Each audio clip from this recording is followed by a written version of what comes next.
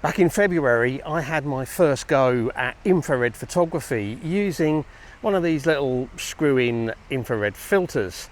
It wasn't a massive success, if I'm honest, but I did think I'd learned a couple of lessons that might give me another opportunity another time. And today I've decided to come out and apply those lessons and see if I get better results. So I thought I'd bring you along for the trip and see what happens. I hope you'll enjoy the video. If you do and you're new here, don't forget to hit subscribe before you go.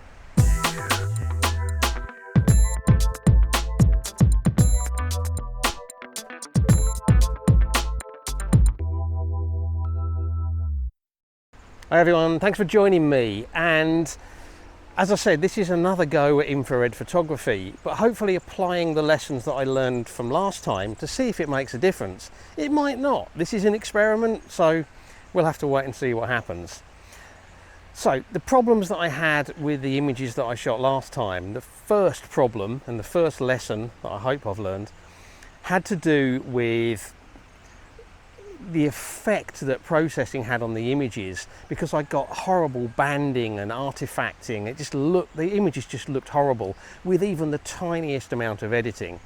And I think that might have been the combination of a pretty cheap filter and shooting wide angle. And today what I've decided to do is come out with the telephoto lens and see if I get better results using this. The second problem that I had was I couldn't really get the infrared effect to work. The colour contrast, or the contrast that you normally expect to see in infrared, just wasn't happening. And I think that was down to my choice of subject. I was photographing some windswept pine trees, mostly, out on the coast. And pine trees don't really radiate heat from the foliage in the way that deciduous trees do. So what I've decided to do today is come out to the park in El Campello, because there's lots of different types of trees here with different foliage, and I might be able to get something a bit better with that. So I'm going to have a little wander around, try and find a composition or two that might work, and shoot some infrared and see what happens. Okay, so the first thing to do is try and find a composition that might work, that's got some interesting foliage in. So it's just a case of walking around with the camera and peering around. Some interesting trees up there with some potentially interesting foliage, so we're going to have a look at that. Okay, this is proving to be more of a challenge than I thought, partly because the telephoto lens is very much restricting the compositions and making it hard to find anything, partly because actually there's not quite as much foliage on some of the trees as I was hoping, and partly because there's also quite a lot of people around, because it's a municipal park, so you'd kind of expect it, especially on a beautiful sunny day. But I've got a shot here that I think might work, at least as a test shot, so I'm going to set up and have a go at it.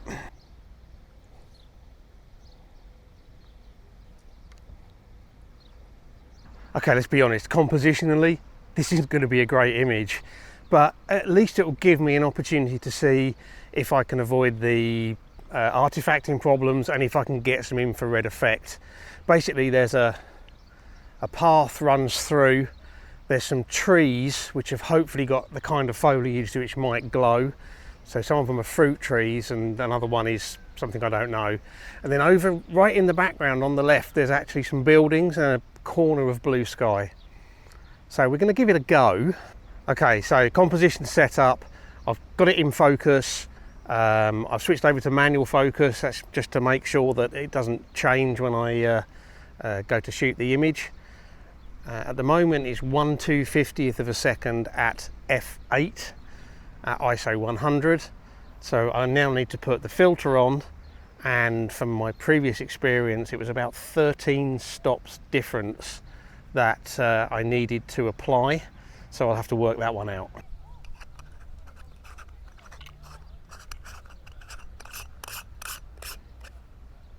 Okay, the filter's on, and I think 30 seconds should do it, so I'm going to try a shot at 30 seconds and see what happens.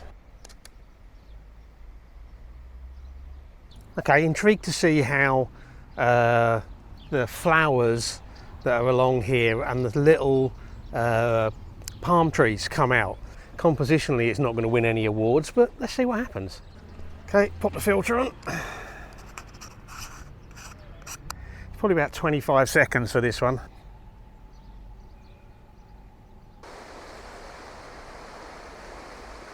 One of the things that I've seen other people do with infrared is kind of buildings and architecture.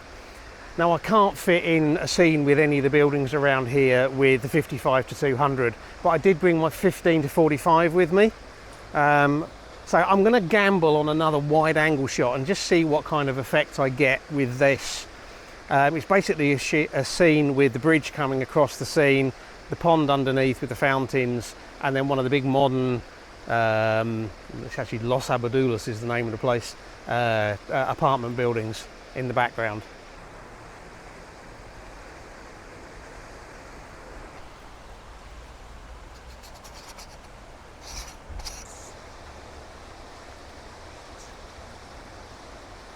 Okay, I think I've had enough for some experimenting in the local park, and I guess it's time to head back home and see how the foliage has worked out and how the architecture type, building shots have worked out, or shot anyway, has worked out.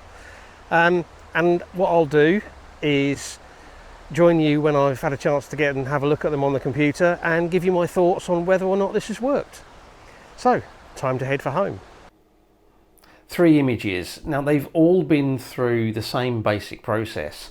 I used a custom profile that I'd created previously in Lightroom, which basically extends the range of the white balance capability, and they've all been through a color channel swap in Photoshop, and those 2 things have resulted in the colors that you're going to see in these images.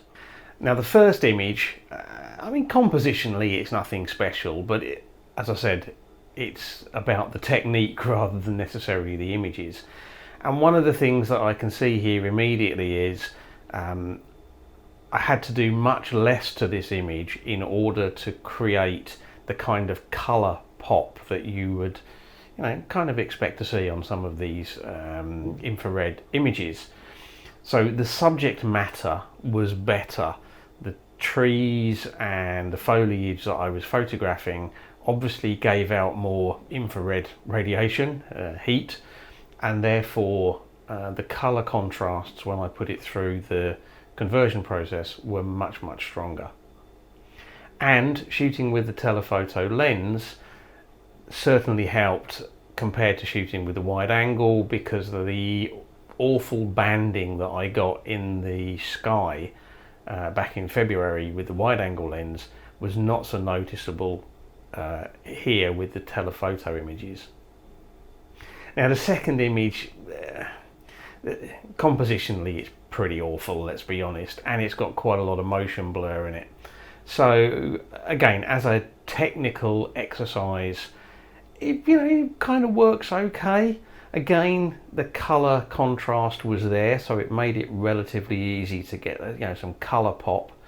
And I guess if I'd have wanted to go black and white, I could have done on any of these images. But palm trees may be a reasonable subject for infrared, certainly better than pine trees, at least based on limited experience. The final image was definitely a bit of a gamble, because it was much more wide angle, and therefore I ran the risk of getting that artifacting banding effect that I had last time I did this back in February. And in fact I did have some, but I was actually able to remove it because it was only really appearing in the corners of the sky. What I was actually able to do was use a Gaussian blur layer in Photoshop and remove the nasty effect. And actually I think this image probably works the best out of the 3. It's not obvious, I guess, for most of it that it's an infrared image, apart from the colour of the foliage.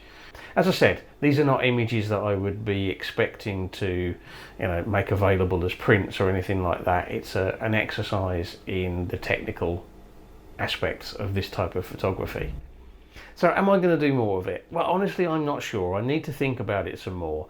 I definitely think if I want to do more, I need to think about a different filter. I'm 90% sure that filter is causing a lot of the problems. And I guess, you know, you get what you pay for. So maybe I'll look for a more expensive filter. Maybe at some point I'll get one and have another go. For the time being, I'm probably just going to admire other people's infrared and stick to my more conventional photography. Anyway, I hope you've enjoyed this little experiment with me. If you have, you know, likes, shares, comments, all very much appreciated. And if you want to see what else I'm going to get up to in my photography over the coming months, then if you're new here, hit that subscribe button so you don't miss anything. And as always, I really appreciate everybody taking the time to watch my videos, so thank you very much. And until the next video, bye. Okay, pop the filter on. Drop the filter on the floor. Fortunately, it didn't break.